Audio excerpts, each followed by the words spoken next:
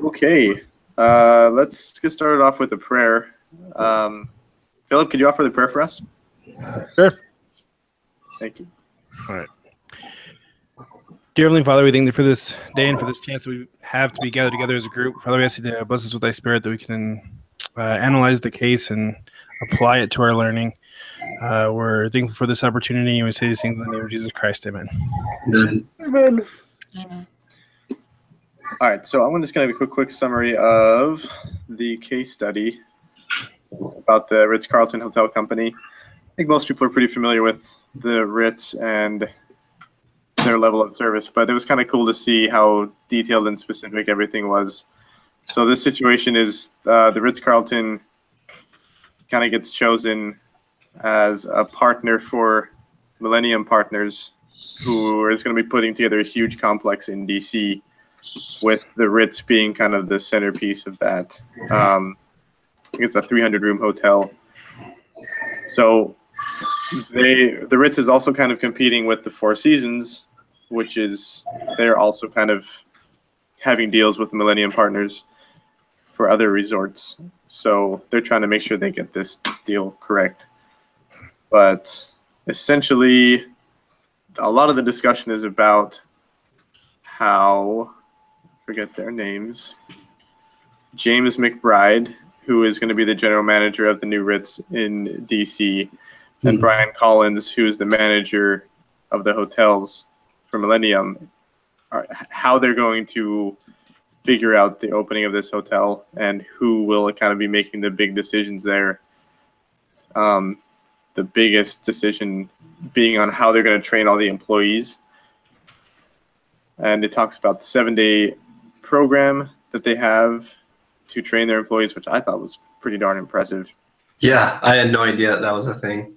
Yeah, so that was kind of fun to read all that. So the main dilemma at hand is with McBride running the show here for the 7-day countdown. Does Collins think that this is going to be enough to train everybody, or because he mentioned that maybe it's a little short? So the dilemma is McBride going to keep with the program that's worked so far with the standard 7-day countdown, or should he try to do something else, maybe make it longer and see how it goes from there? So let's a couple of the discussion questions are also on here.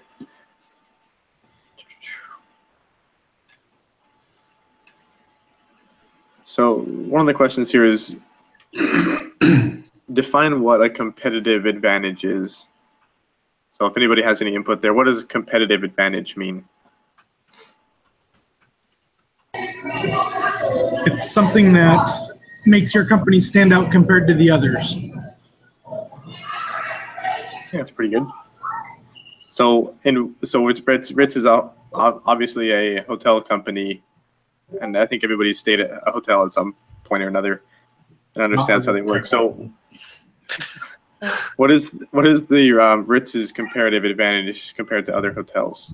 Well, it talked about in the case study that, they want to know you by first name, whether you come, like on your second, third time in or whatever, they know who you are and your wants, and pretty much they make a custom pillowcase for you after you're there. Was it 7 times? Yeah, that's something to show their loyalty to you as a customer. I personally think that'd be a little creepy, but that's just me. I also didn't think it. I mean, and the other end of that is, how noticeable would that be? I mean, do you inspect your hotel pillows? Like, and are my initials on this somewhere? Let me take a look real quick. Like, seems kind of an out of the place. Right. I throw half of mine on the floor and then sleep with like 1 or 2. Yeah, especially with whatever's on top. You're like, well, this is out. Yeah. Well, I think a lot of it's just like the small things that like you notice and like that sets your hotel apart from different hotels. And I think that's what Ritz is trying to go for. And so like the competitive advantage that they're going for is that they are going to take notice to you, that you're more than just a customer to them, that you're like family. And you know your family, you know their likes and their dislikes and their needs and everything like that. I think so, especially like Imagine if, like, because they're going after dignitaries and things like that. So imagine if Donald Trump went to your hotel, he's going to notice if his name's monogrammed on the pillow, and so they're going after those higher luxury, the people that are used to that higher luxury. So those kind of things will stick out to them. Maybe not so much to us, but to them it would. Yeah, the narcissist subset that exists in that realm of. That's fair. I'll give you that. Yeah. Those high-end people who are so high and lofty above us. It's different standards. I think a lot of it too is that I've never gone anywhere close to staying in a Ritz hotel. Right. Nowhere close. I will probably never afford a Ritz hotel room ever in my life. But the thing is, like, when you get to that, have been in some situations where I've been in a higher end class of certain situations, and it really is amazing just how much more customer service is not just like given to you, but like it's expected. Like, people that always live that high end life, like, they expect so much more every single time than what we do. Yeah. So I work at I grew up in Utah, but then I moved out and I'm working at a country club in California, and like it's super high end. Like, these people pay like $100,000 to get in, and it's like it's crazy how like Nathan said, it's just a difference of expectations. They expect higher service, and like even if you're doing everything you can, it's just not quite enough for some people. Oh, geez. And when you have people like that staying at your hotel, then it's like I thought it was funny that when they said that, like, they got the survey back, it's like 2% of the things that these people want, like, not possible. Like, we can't even do that. And that's kind of true, but they're still trying to please like 98% of the entire people that go into their hotel. I look at it, when I go looking for a hotel, I'm looking not necessarily for the $40 hotel night. You look at that $100 level. Okay, I want to stick around there as much as possible. Right. At the end of the reading, it talked about how the Ritz was a $300 a night in all the end pages of the PDF. Their average is about $300 per night to stay there. Mm-hmm. And so you're dealing with the people that want to be babied and taking care of. Me, I just want a bed to sleep on. Right? Yeah. Okay, Ooh, for my kids and a warm breakfast in the morning for free. Yeah. So if you're paying $300 a night, you're going to expect a lot more from the hotel than the £8 down the road. Right, exactly. Yep. So it's obvious that the Ritz has an advantage there. Kind of I think the main topic was kind of that they have a very high level of service for all of their customers. So how was the Ritz Carlton able to achieve or create this culture of high level service? Reputation.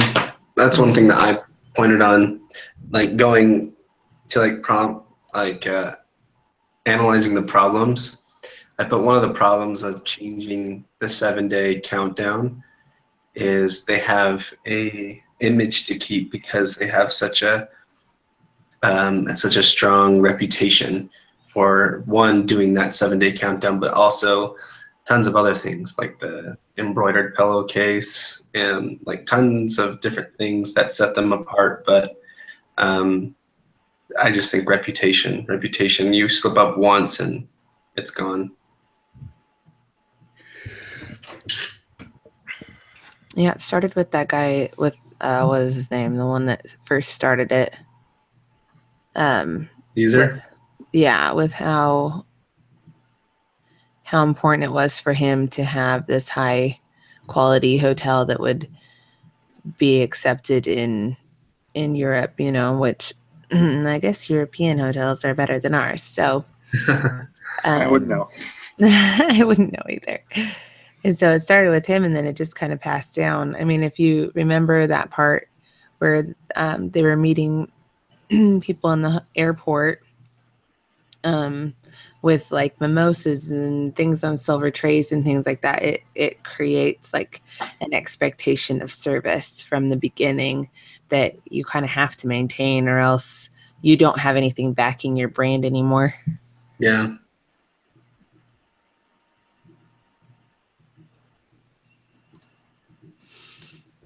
Yeah, that's perfect. They definitely have that culture that's just kind of stuck with them, and everybody, regardless of whether you've stayed at a Ritz, you know what it is, and you know what kind of service that they give and they expect. So kind of we're going to kind of maybe transition toward the training side of things for the employees. How does the Ritz create ladies and gentlemen in only 7 days? A very structured program. I think a lot of that comes through the hiring process of it. I mean, obviously, if you're going to start up a new business, like you have to have like your top-notch people. So I'm sure like all those people that were like applying for the job, like most of the people they could easily cut with those who have never had customer service jobs. Because I mean, it's impossible to just in 7 days teach customer service even at a basic level. And so I'm sure they had to have people who knew customer service for a long time. And like, do they smile? I Like, thought it was. do they always smile? Are they Oh. always like talkative? Are they approachable? Do they look scary? Like all those things. You can't hire scary looking people at a hotel. I thought it was interesting that they went to their biggest competitors in Washington, D.C. and dined at the restaurants and then tried to poach their employees. So they were getting people that were already trained at a high luxury level and bring them over. And they probably only have to tweak a couple of things once those people come over. So that's quite sharky of them. Yeah, what do you guys think of that? Is that something that, I don't know, should be encouraged? Because they're trying to maintain their high level of service and their culture, but is that something that kind of leaves a black mark on them from a business to business standpoint? I thought it was a little rough, but I could see where it could be really effective. I know. I know my managers have done the same thing. Like because I work in a fairly competitive sales environment, and so if my managers ever find anybody that like they catch them being sold on something, they'll offer that person a position or offer them at least an interview to start working for us, which I think it's a good business move. You find somebody that's good at the job, why teach somebody when they're already good? Just get that person. Right. Yeah. That's what just happened to my husband too. And now it's been like, if you're really good at a company and you have something to offer, you're kind of doing that person a favor as well, because they can see what their full potential is or what an extra potential is if they're able to move to you and they feel valued coming over to you, then they're more likely to stay loyal to you as well, I think. Yeah, definitely. I mean, like, you think about how encouraging and to be confidence boost if somebody, like, if you got poached, it's like, yeah, these people actually like want me instead of this lame company who's just like driving me into the ground and telling me to work harder. Right. Exactly. So at that point, it kind of, obviously that's a huge thing. If you can bring in and recruit people and tell them that, like, hey, we actually care about you being here, we want you here, they're willing to work for you and work well. All right, so how else do they create ladies and gentlemen in 7 days? I think it's part to do with the understanding of they're going to promote from within. You know, they're not looking to always bring the outsider to be the manager or the supervisor. They're looking to promote the little guy up the chain. And so it's going to make you want to be part of the team.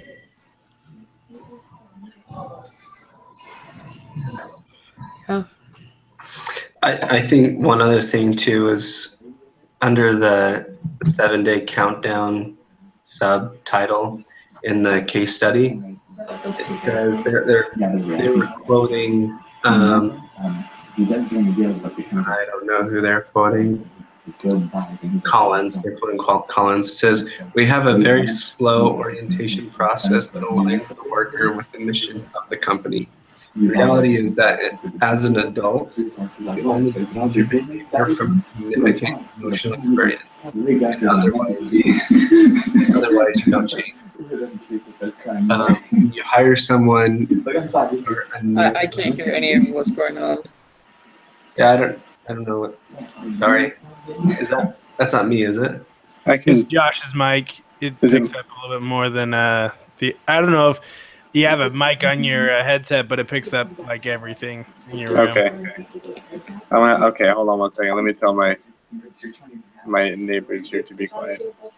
Sorry. Hey, shut Hold up! on. I'm gonna mute it so you guys don't hear me cuss.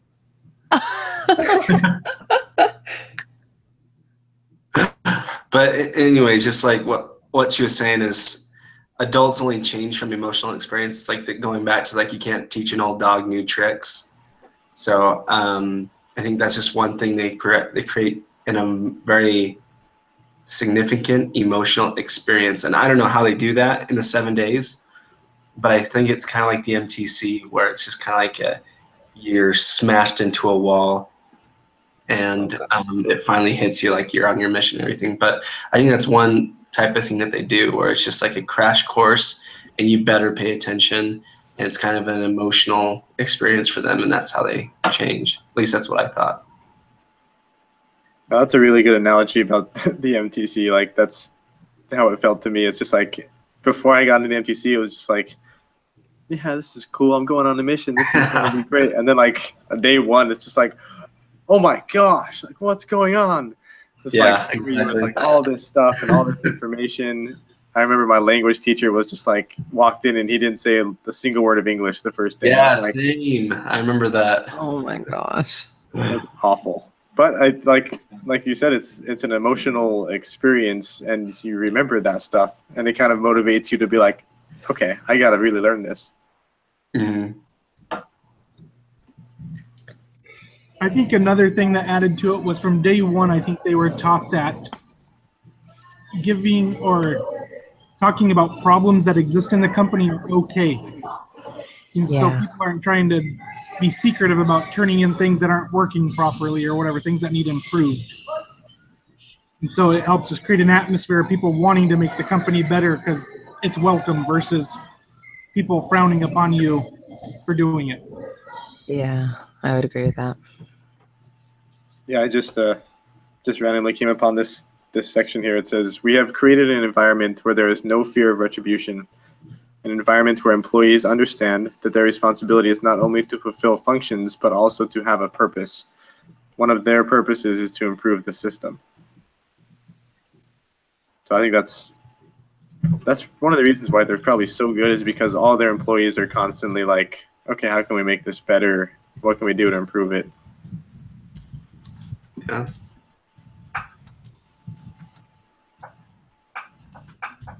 Okay, let's see. So talking about kind of the leadership side of things, and some of the guys who are in charge of the training, how do you feel that how would you describe the leadership and values of the Ritz in terms of their training?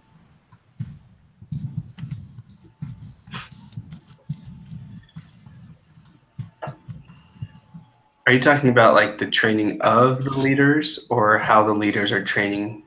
Kind of the leader's role, like how the leaders are training the others. I think the leaders were training as like kind of like cheerleaders. You know, they were always trying to do cheers as the people were coming in and high five them, and at the beginning and end of the day. So it was a big like pep rally almost. I'm trying to remember what was said, but it's like we need people not just for their muscles and their minds. We need them for their souls and like their hearts and everything like that. And so I think that was like one of the things that they realized, that their employees were more than just hours paid. They weren't just like another accounting number. They were actual individuals. And so like that encouraged, like if you start off the line, like if you treat your employees really well, and then your employees will want to come to work, and then your employees will want to be there to help other people and to treat them with respect. But if you're going to treat your employees like crap, then don't expect your employees to treat your customers like gods if they're not going to get anything out of it. Yeah, I think I found the place where it talks about it. Maybe I didn't, but there's a spot where they're talking about how they're training, like I think it was like housekeeping or something, and they had McBride come and he like demonstrated exactly what they were supposed to do, and they said like he did it absolutely perfectly, like flawlessly, without a single thing wrong, and so I think that's one of the biggest things that calls for a good leader is, one, you can tell them what to do, but to show them perfectly. I mean, that's just like, Alexander the Great. He wasn't standing back like most kings and most rulers and conquerors did. He didn't stand back and just have them conquer whatever. He was in the front lines, and he was, sleeping in the tents with his men and eating the same food that they did, because he was showing them that their leader's doing the same thing. And that's what McBride was showing them in this situation, that he knew exactly what they were supposed to do, and he did it to perfection. And so he obviously, expects them to do the same. Right. It wasn't beneath him to know how to do that. Yeah.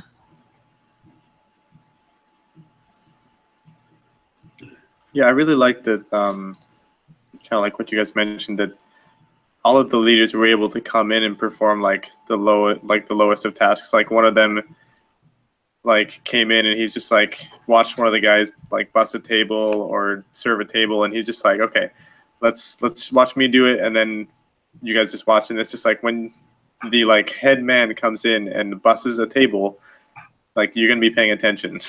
Mm-hmm. Right. Yeah. It shows like another level of caring too. Like it shows that the leadership is invested in you as an employee and in the service of the company, and not just in the financials. And I think that will create employee loyalty like exponentially quickly. They'll trust you really quick.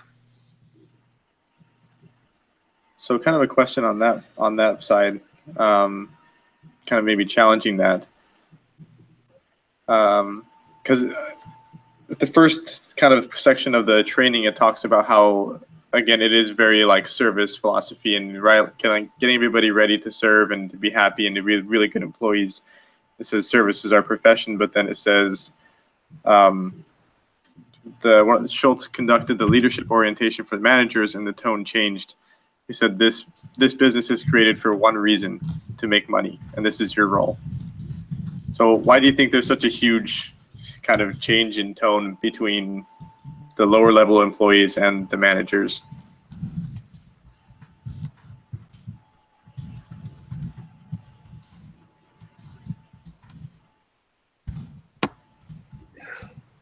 It's a good question. I thought that one was kind of interesting, that the tone changed so quickly.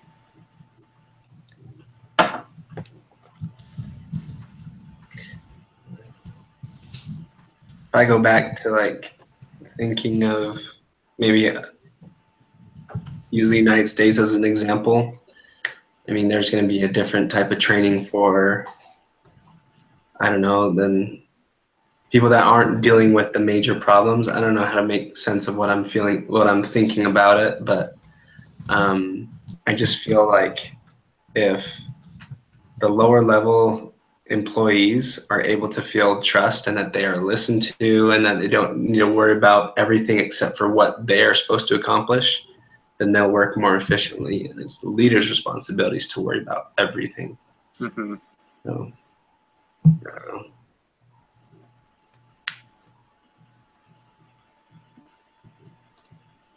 I like it.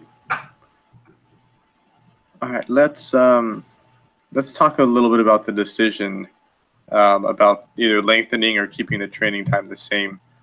So, what did you guys say in your conclusions or your analysis? Should McBride lengthen the amount of time spent training, or should he keep it the same? I said keep the same. I said if do what you do best, and they've done it for so long and they have executed it very well. So I say stick with what you know. I said maybe push one more day or 2 more days and do like a stress test.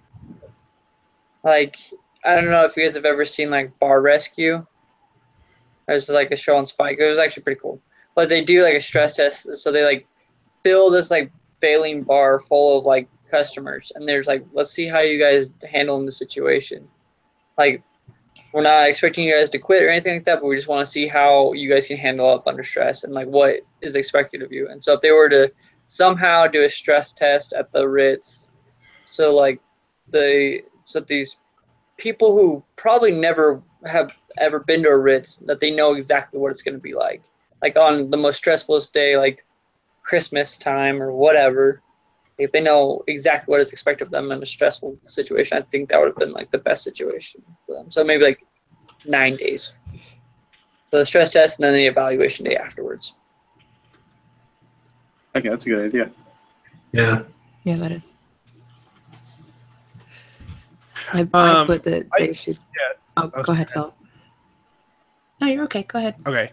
The one suggestion I had was that, and I don't know a perfect way to do this, but I suggested that they bring some people from other sites that were already up and going for the initial opening, just because I mean, I don't care how good your training is. There's going to be gaps in the training. Like there's always something where you don't know the answer, especially when you're new.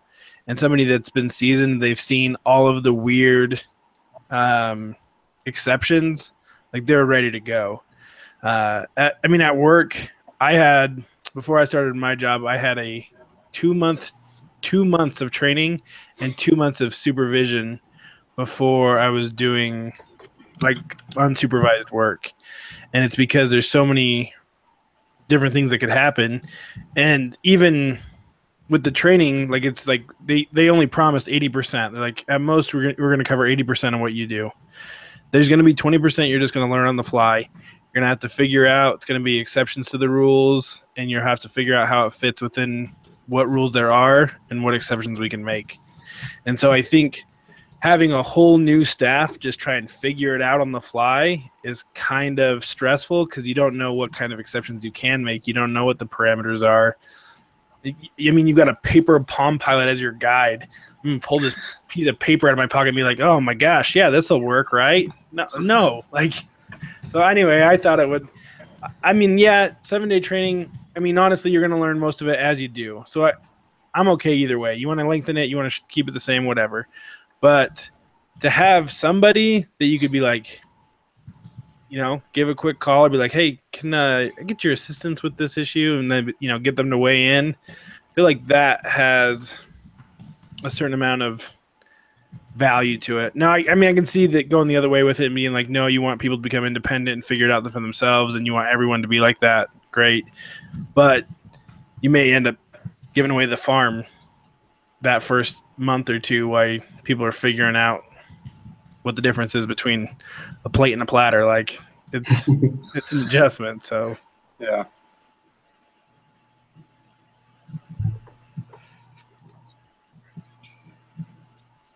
So kind of maybe in defense of that, saying learning on the job, and this can maybe spread. We'll limit it to just the Ritz-Carlton.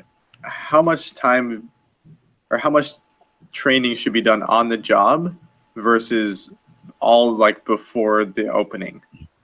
Do you think that it should all be done before the opening, or some of it should be done on the job?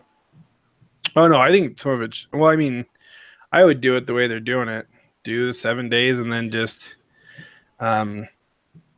I mean, you're going to learn every day, even after you've been doing it for years and years. There's stuff that you're going to learn. You're like, oh, hey, I could do that better. I could do that better.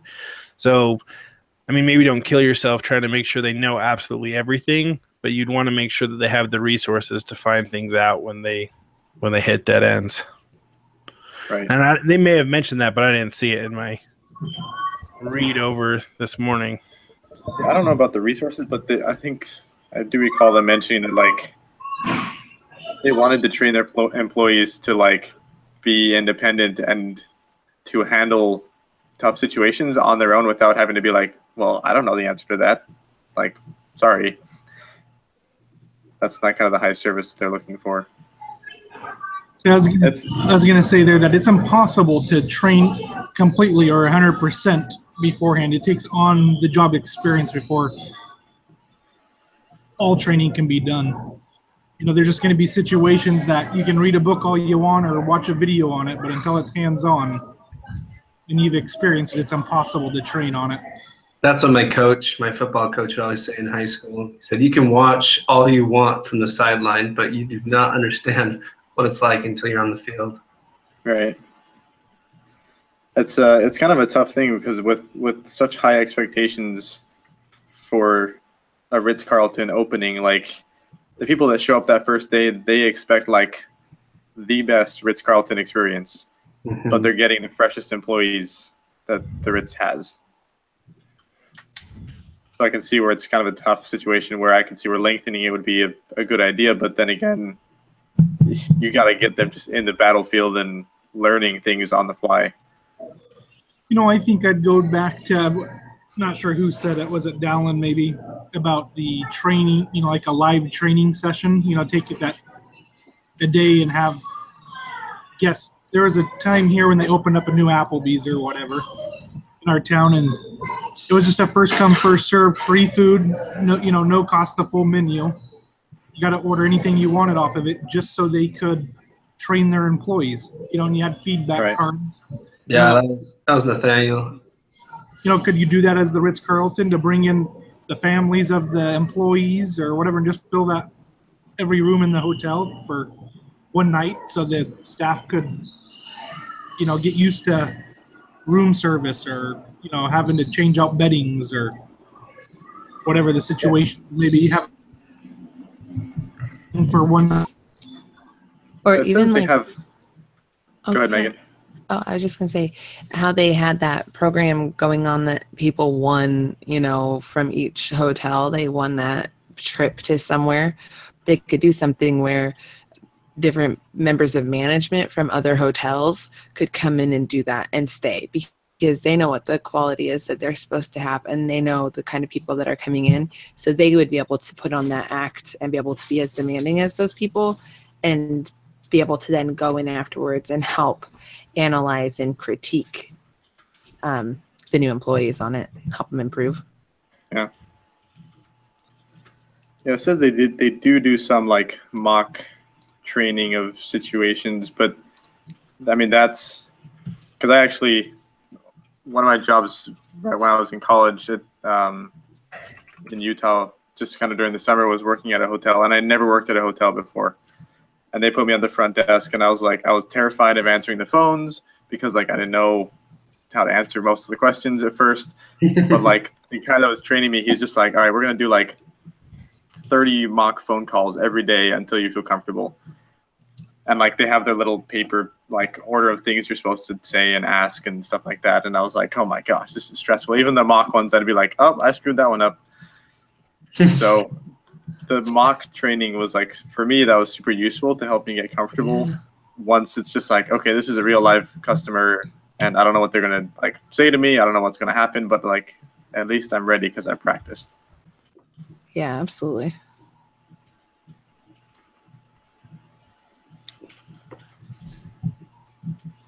All right, let's see what other questions we have here. So talking about, I think it mentioned that for the first, can't recall how long it is, but for the first little while, they only opened up to 50% occupancy. It's for the first month of operations. They only open up to 50% occupancy so that they can start to learn without having 100% or 80% full. Do you guys feel like that's a good percentage, or should they make it higher or lower as they're learning? My opinion, I keep it the same percentage. I think learning on half of what is full, like I don't know how to put into words what I'm thinking again, but I just feel that that learning from a 50% curve, I mean, that's what you do in like every practice is like you go on half of what you're doing. You don't really do, I don't know, when you first get started, it's always just the beginning steps, and that's just what I feel is a perfect amount. Yeah, I thought it was appropriate as well. Okay, so for those, who mentioned that maybe lengthening it out would be a good idea? I thought it would be a good idea. Okay. So how you mentioned maybe like 9 days of training? Yeah. What kind of benefits would you see if they were to lengthen it? Like if they were going to do like 9 days or maybe 2 weeks, what kind of benefits would you see from additional training besides just on the job? Well, I think if they were to make it, if they went for 2 weeks, you could expect less out of, like, you wouldn't rush your training so much. Like, I feel like you have to, like, if you're meeting a deadline of 7 days, you expect everybody to be at the same level all at the same time. And that's not going to happen. Everybody's different. So people are going to learn things at different rates.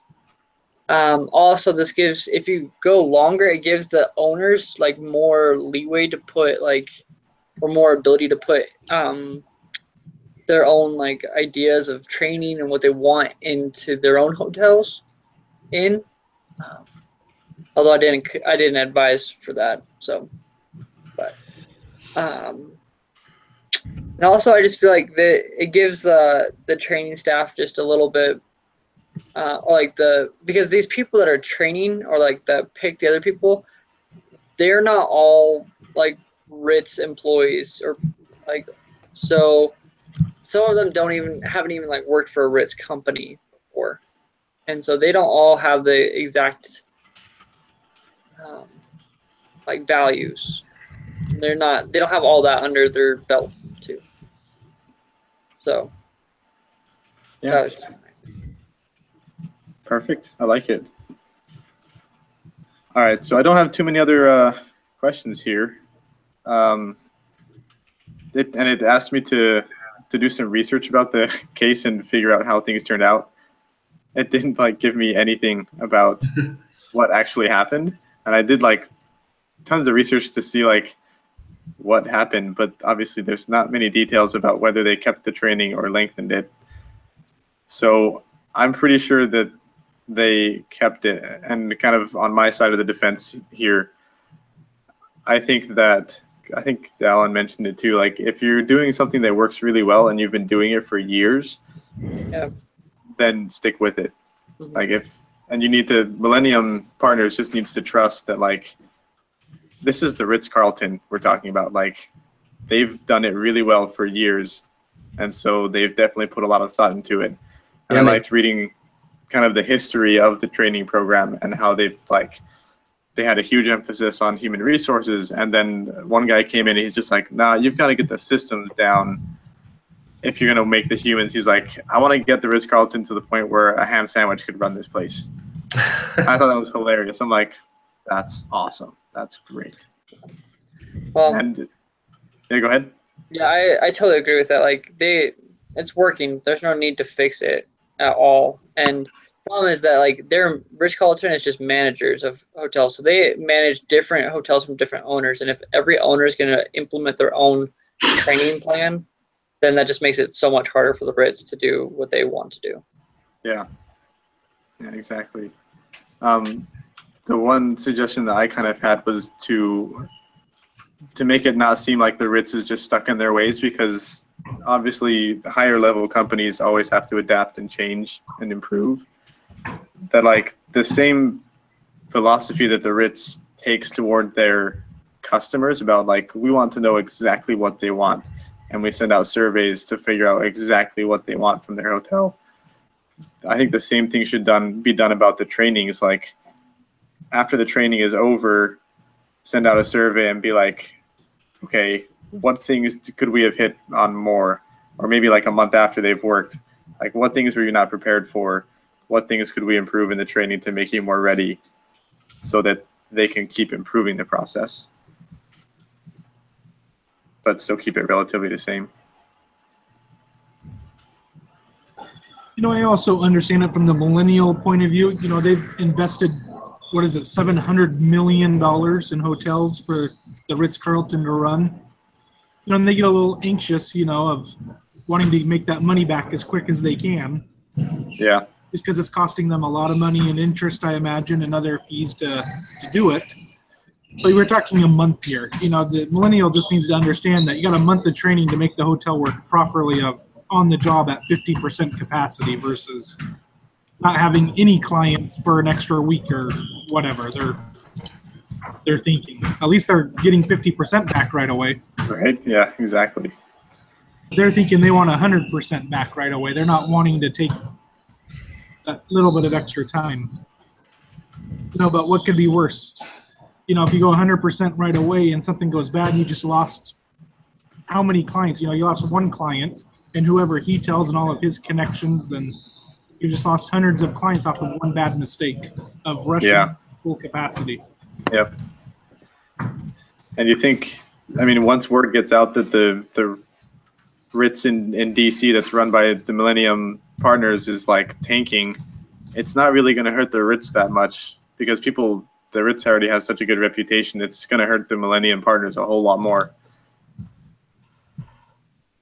So, pretty interesting case. Hopefully, you guys kind of were able to pull out a bunch of interesting things and concepts about training and a culture within a company and how that affects decision making. But I think I'm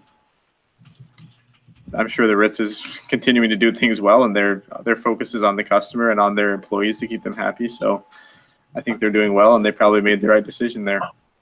Mm-hmm. So are there any other last comments before we wrap things up? No, I'm good.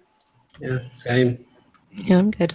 Okay, I'm perfect. good. Sorry about all the noise. I'm at the YMCA. That's okay. I was wondering where there was like a pool. I saw some pretty fun stuff going on in the background. Yeah, if I got the camera turned around, you get the little kiddie pool. My daughter's in there swimming somewhere. Nice. That's awesome. All right, I'll stop the broadcast.